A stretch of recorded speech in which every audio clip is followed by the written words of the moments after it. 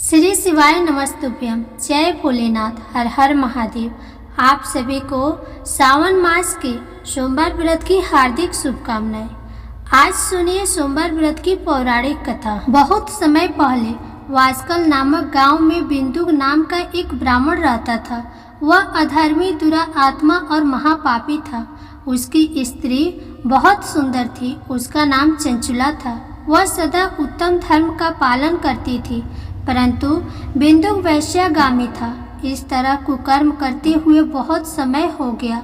उसकी स्त्री काम से पीड़ित होने पर भी सधर्म नाश के भय से कलेश सहकर भी काफी समय तक धर्म भ्रष्ट नहीं हुई, परंतु आगे चलकर वह भी अपने दुराचारी पति के आचरण से प्रभावित होकर दुराचारी और अपने धर्म से विमुख हो गई। इस तरह दुराचार में डूबे हुए उन पति पत्नी का बहुत सा समय व्यर्थ बीत गया।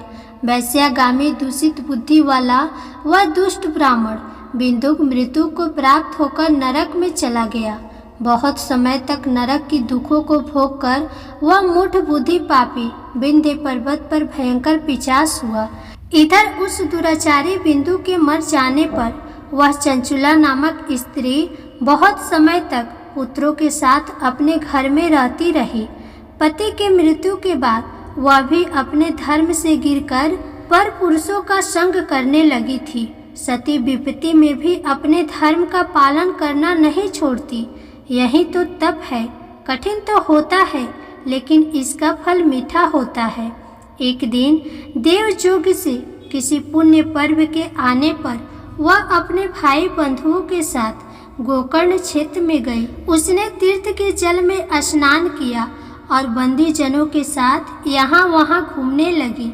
वह एक देव मंदिर में गई। वहाँ उसने एक ब्राह्मण के मुख से भगवान शिव की परम पवित्र एवं मंगलकारी कथा सुनी। ब्राह्मण कह रहे थे कि जो स्त्रियां व्यभिचार करती है वे मरने के बाद जब यमलोक जाती है तब यमराज के दूत उन्हें तरह तरह से यातनाएं देते हैं कि वे उसके कमांगों को तप्त लोहे के डंडों से दागते हैं, तप्त लोहे के डंडों से उसका संसर्ग कराते हैं। ये सारे दंड इतनी वेदना देने वाले होते हैं कि जीव पुकार पुकार कर कहता है कि अब वह ऐसा नहीं करेगा, लेकिन यमदूत उसे छोड़ते नहीं हैं। कर्मों का फल तो सभी को भोगना पड़ेगा। देव, ऋषि, मनुष्य सभी इससे बंधे हुए हैं। ब्राह्मण के मुख से ये वैराग्य बढ़ाने वाली कथा को सुनकर चंचुला भय से व्याकुल हो गई। कथा समाप्त होने पर सभी लोग वहां से चले गए। तब कथा वाचने वाले ब्राह्मण देवता से चंचुला ने कहा, हे ब्राह्मण, धर्म को न जानने के कारण मेरे द्वारा बहुत बड़ा दुराचार हुआ है। स्वामी, मेरे ऊपर कृपा कर मेरा उद्धार कीजिए। आपके प्रवचन को सुनकर मुझे इस संसार से वैराग्य हो गया है। मुझ मूढ़ चित्त वाली पापनी को धिक्कार है। मैं निंदा के योग्य हूँ। मैं बुरे विषयों में फंसकर अपने धर्म से विमुख हो गई थी। कौन मुझ जैसी को मार्ग में मन लगाने वाली पापनी का साथ देगा? जब यमदूत मेरे गले में फंदा डालकर मुझे बांधकर ले जाएंगे और नरक में मेरे शरीर के टुकड़े करेंगे, तब मैं कैसे उन महान यातनाओं को सहन कर पाऊंगी? मैं सब प्रकार से नष्ट हो गई हूँ, क्योंकि अभी तक मैं हर तरह से पाप में ही डूबी रही हूँ। हे ब्राह्मण, आप मेरे गुरु हैं। आप ही मेरे माता पिता हैं। मैं आपकी शरण में आई हूँ। मुझ अबला का अब आप उद्धार कीजिए।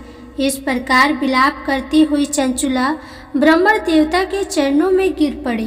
तब ब्राह्मण ने उसे कृपा पूर्वक उठाया और इस प्रकार कहा, नारी, तुम सौभाग्यशाली हो जो भगवान शंकर की कृपा से तुमने वैराग्यपूर्ण यह कथा सुनी है और कथा को सुनकर समय से अपनी गलती का एहसास कर लिया है। तुम डरो मत और भगवान शंकर की शरण में जाओ। उनकी परम कृपा से तुम्हारे सभी पाप नष्ट हो जाएंगे। मैं तुम्हें भगवान शिव की कथा सहित वह मार्ग बतलाऊंगा जिसके द्वारा तुम्हें सुख देने वाली उत्तम गति प्राप्त होगी। शिव कथा सुनने से तुम्हारी बुद्धि शुद्ध हो गई है और तुम्हें पश्चाताप हुआ है। तथा मन से वैराग्य उत्पन्न हुआ है। पश्चाताप ही पाप करने वाले पापियों के लिए सबसे बड़ा प्रायश्चित है। जो मनुष्य अपने कुकर्म के लिए प्रायश्चित नहीं करता वह उत्तम गति प्राप्त नहीं करता, परंतु जिसे अपने कुकृत्य पर हार्दिक पश्चाताप होता है वह अवश्य ही उत्तम गति का भागीदारी होता है। इसमें कोई शक नहीं है। शुद्ध चित्त में ही भगवान शिव और माता पार्वती का वास होता है। वह शुद्ध आत्मा पुरुष सदा शिव के परम पद को प्राप्त होता है। इस कथा का श्रवण सभी मनुष्यों के लिए कल्याणकारी है, अतः इसकी आराधना और सेवा करनी चाहिए। हे ब्राह्मण पत्नी, तुम अन्य विषयों से अपने मन को हटाकर भगवान शंकर की इस परम पावन कथा को सुनो। इससे तुम्हारे चित्त की शुद्धि होगी और तुम्हें मोक्ष की प्राप्ति होगी। जो मनुष्य निर्मल हृदय से भगवान शिव के चरणों का चिंतन करता है उसकी एक ही जन्म में मुक्ति हो जाती है। यह कहकर ब्राह्मण चुप हो गए। उनका हृदय करुणा से भर गया। वे ध्यान में मग्न हो गए। ब्राह्मण का यह उपदेश सुनकर चंचुला के नेत्रों में आनंद के आंसू छलक आए। वह हर्ष भरे हृदय से ब्राह्मण देवता के चरणों में गिर गई और हाथ जोड़कर बोली कि मैं कृतार्थ हो गई। हे ब्राह्मण शिव भक्तों में श्रेष्ठ स्वामी, आप धन्य हैं। आप परमार्थदर्शी हैं और सदा ही परोपकार में लगे रहते हैं। साधु, मैं नरक के समुद्र में गिर रही हूँ। कृपा करके मेरा उद्धार कीजिए। जिस पौराणिक और अमृत के समान कथा का बात आपने की है उसे सुनकर ही मेरे मन में वैराग्य उत्पन्न हुआ है। उस अमृतमयी कथा को सुनने के लिए मेरे मन में बड़ी श्रद्धा हो रही है। कृपा आप मुझे उसे सुनाइए।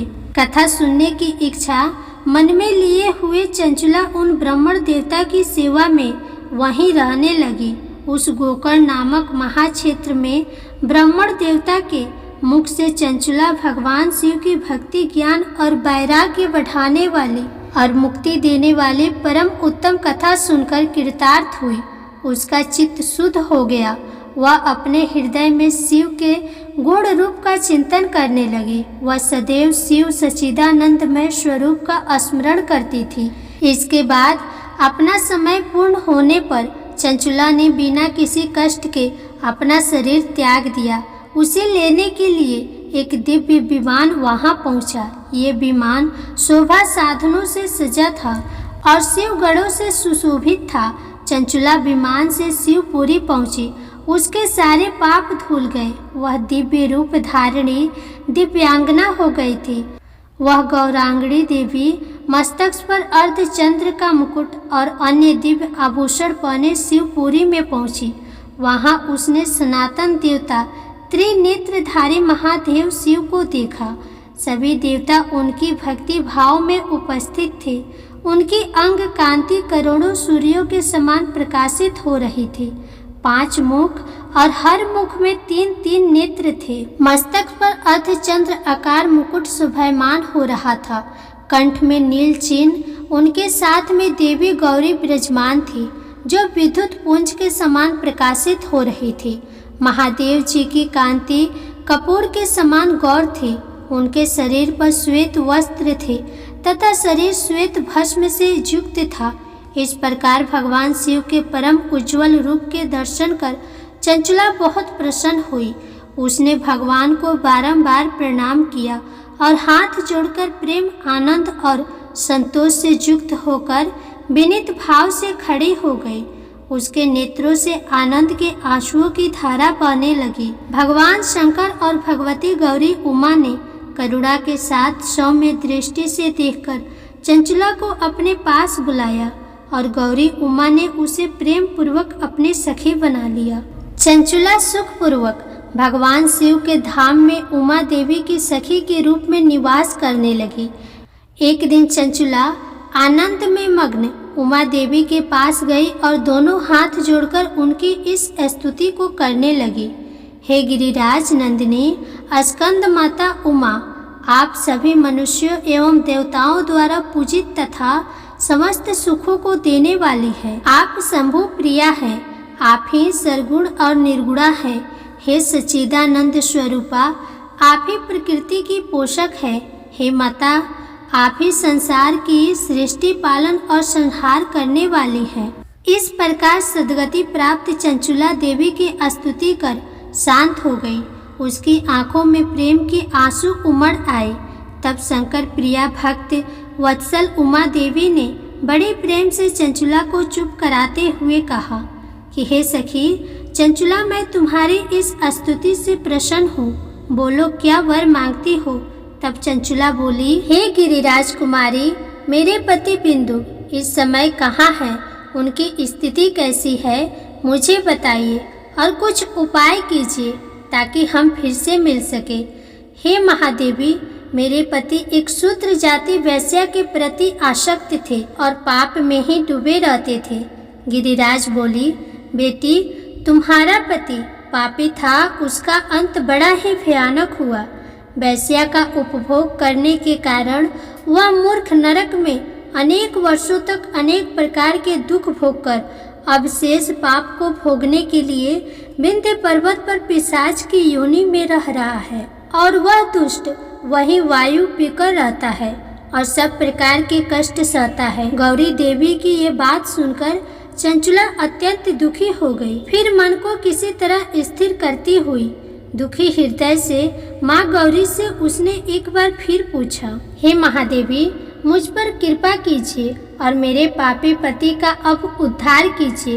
कृपा करके मुझे वह उपाय बताइए जिससे मेरे पति को उत्तम गति प्राप्त हो सके। गौरी ने कहा, यदि तुम्हारा पति भगवान शिव की पुण्यमयी उत्तम कथा सुने तो वह इस दुर्गति को पार करके उत्तम गति का भागी हो सकता है। अमृत के समान मधुर गौरी देवी के ये वचन सुनकर चंचुला ने दोनों हाथ जोड़कर मस्तक झुकाकर बार बार उन्हें प्रणाम किया और प्रार्थना की कि मेरे पति को भगवान शिव की कथा सुनाने की व्यवस्था कीजिए। ब्राह्मण पत्नी चंचुला के बार बार प्रार्थना करने पर शिव प्रिया गौरी देवी ने भगवान शिव की महिमा का गुणगान करने वाले गंधर्वराज तुमरु को बुलाकर कहा, तुमरु, तुम्हारे भगवान शिव में प्रीति है। तुम मेरे मन की सभी बात जानकर मेरे कार्यों को सिद्ध करते हो तो मेरी इस सखी के साथ विंध्य पर्वत पर जाओ। वहाँ एक महाघोर और भयंकर पिशाच रहता है। पूर्व जन्म में वह पिशाच बिंदु नामक मेरी इस सखी का पति था। वह वैश्यगामी हो गया था। वह स्नान, संध्या आदि नित्य कर्म छोड़कर अपवित्र रहने लगा। क्रोध के कारण उसकी बुद्धि भ्रष्ट हो गई थी। दुर्जनों से उसकी मित्रता और सज्जनों से द्वेष बढ़ गया था। वह अस्त्र शस्त्र से हिंसा करता, लोगों को सताता और उनके घरों में आग लगा देता था। चंडालों से दोस्ती करता और वह रोज वैश्या के पास जाता था। पत्नी को त्याग कर दुष्ट लोगों से दोस्ती कर उन्हीं के संपर्क में रहता था। वह मृत्यु तक दुराचार में ही फंसा रहा। मृत्यु के बाद उसे पापियों के भोग स्थान यमपुरी में ले गए। वहाँ घोर नरक को सहकर इस समय वह विंध्य पर्वत पर पिशाच बनकर रह रहा है और पापों का फल भोग रहा है।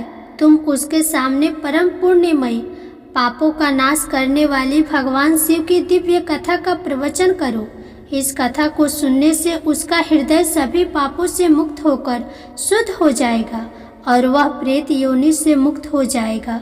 दुर्गति मुक्त होने पर उस बिंदुक नामक पिशाच को तुम विमान पर बैठाकर भगवान शिव के पास ले आना। माँ उमा का आदेश पाकर गंधर्वराज तुमरु प्रसन्नता पूर्वक अपने भाग्य की सराहना करते हुए चंचुला को साथ लेकर विमान से पिशाच स्थान विंध्य पर्वत पर गया।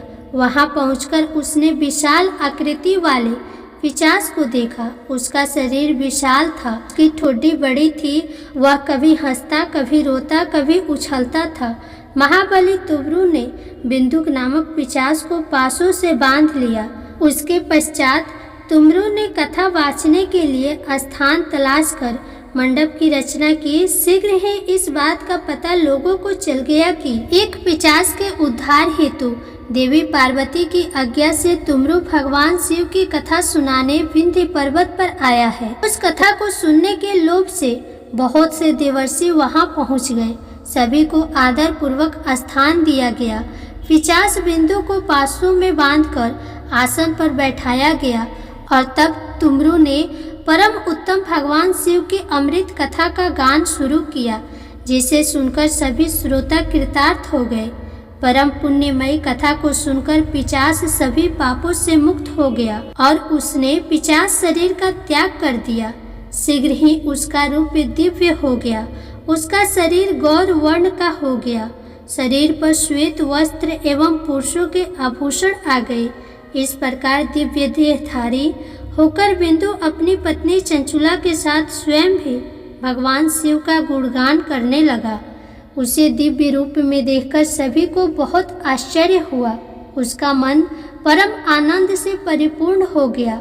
सभी भगवान महेश्वर के अद्भुत चरित्र को सुनकर कृतार्थ होकर उनका यशोगान करते हुए अपने अपने धाम को चले गए। बिंदु अपनी पत्नी चंचुला के साथ विमान में बैठकर शिवपुरी की ओर चल दिया। महेश्वर के गुणों का गान करता हुआ बिंदु अपनी पत्नी चंचुला और तुमरू के साथ शीघ्र धाम पहुंच गया। भगवान शिव देवी पार्वती ने उसे अपना पार्षद बना लिया। दोनों पति पत्नी सुखपूर्वक भगवान महेश्वर एवं देवी गौरी के चरणों में अविचल निवास पाकर धन्य हो गए। बोलिए उमा महेश्वर भगवान की जय। जय भोलेनाथ। हर हर महादेव। अब आप सुनिए सोमवार व्रत की दूसरी कथा। एक नगर में एक बहुत धनवान साहूकार रहता था। उसके घर में धन की कमी नहीं थी, परंतु वह बहुत दुखी था क्योंकि उसके कोई पुत्र नहीं था। वह इसी चिंता में दिन रात दुखी रहता था। पुत्र की कामना के लिए वह प्रत्येक सोमवार शिव जी का व्रत और पूजन किया करता था तथा संयम काल मंदिर जाकर शिव जी के सामने दीपक जलाया करता था।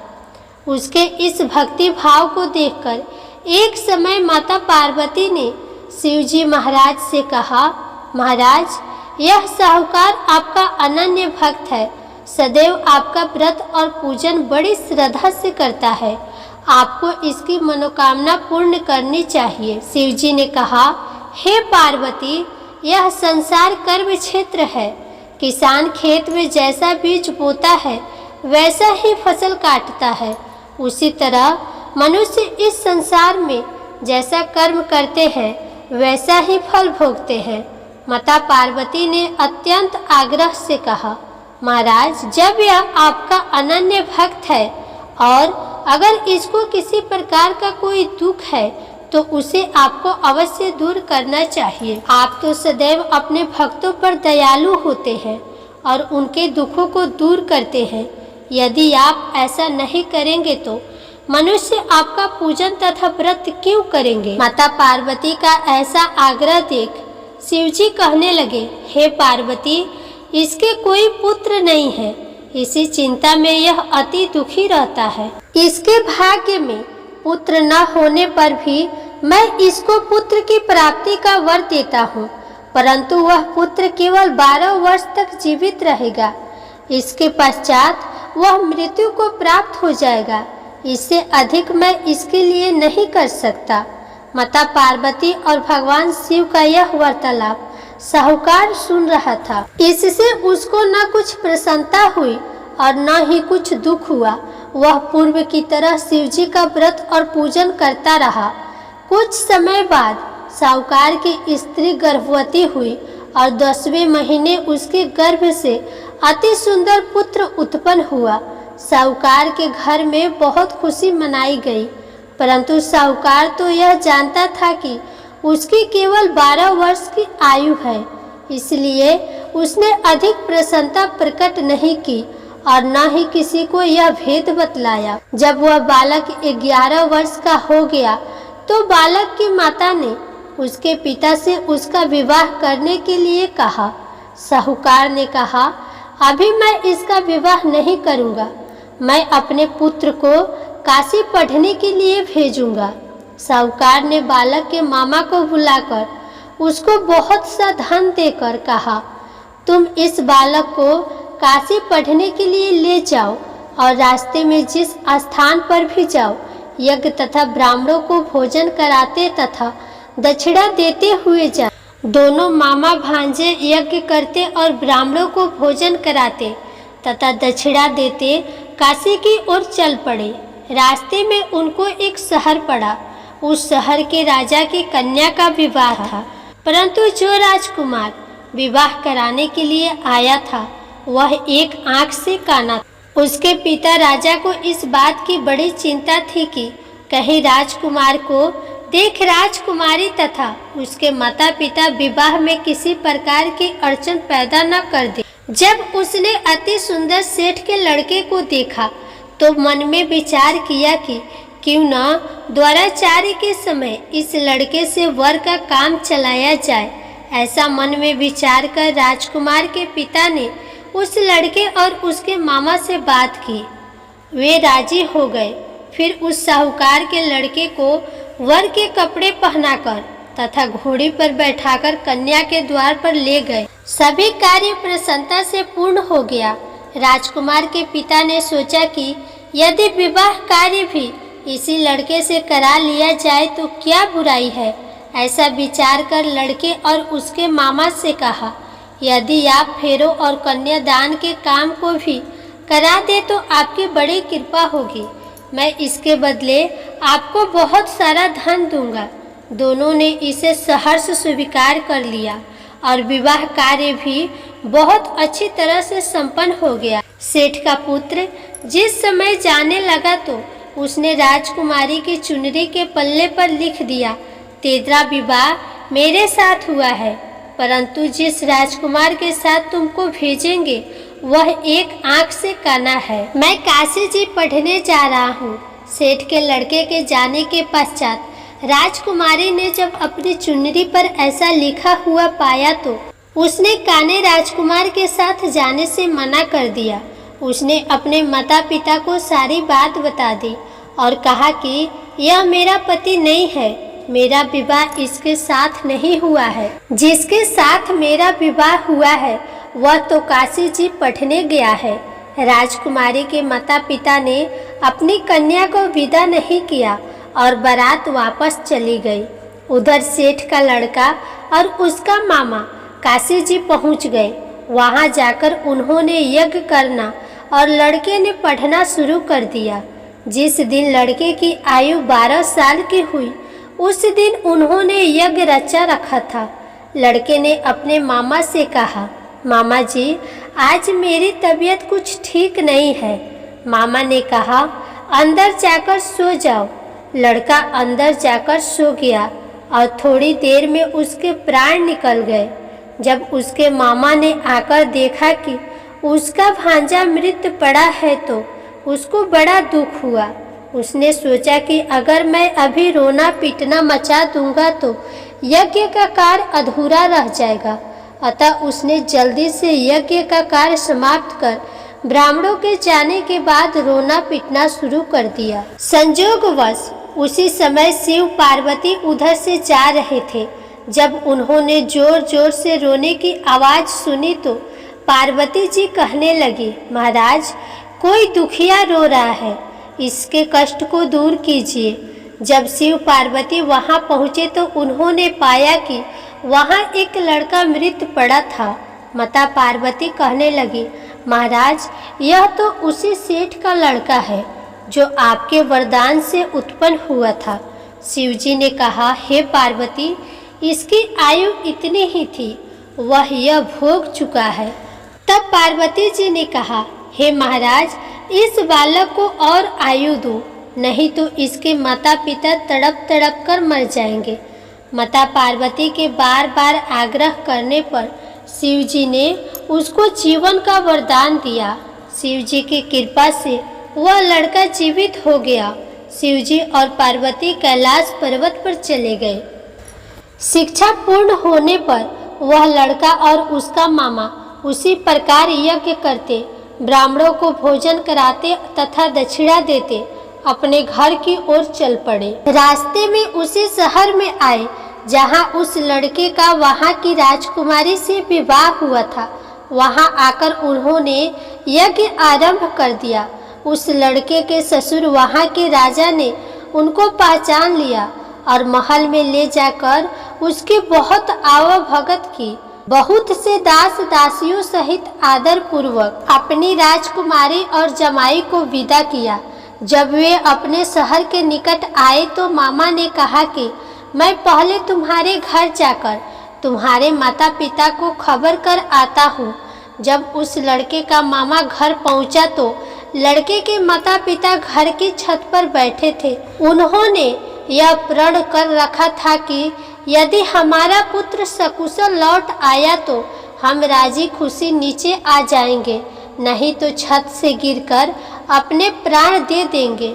उस लड़के के मामा ने आकर जब यह समाचार दिया कि आपका पुत्र आ गया है, तब उनको विश्वास नहीं हुआ। तब उसके मामा ने शपथ पूर्वक कहा कि आपका पुत्र अपनी पत्नी तथा बहुत सारा धन साथ लेकर आया है। तो सेठ प्रसन्नता से भर उठा। सेठ सेठानी आनंद पूर्वक नीचे आए। बाहर आकर उन्होंने अपने पुत्र तथा उसकी पत्नी का भरपूर स्वागत किया। सभी बड़ी प्रसन्नता के साथ रहने लगे। जो कोई सोमवार के व्रत को धारण करता है अथवा इस कथा को पढ़ता या सुनता है, उसके सब दुख दूर होकर उसकी समस्त मनोकामनाएं पूर्ण होती है तथा इस लोक में नाना प्रकार के सुख भोग कर अंत में सदा शिव के लोक को प्राप्त होते हैं। जय भोलेनाथ। हर हर महादेव। माता पार्वती की जय।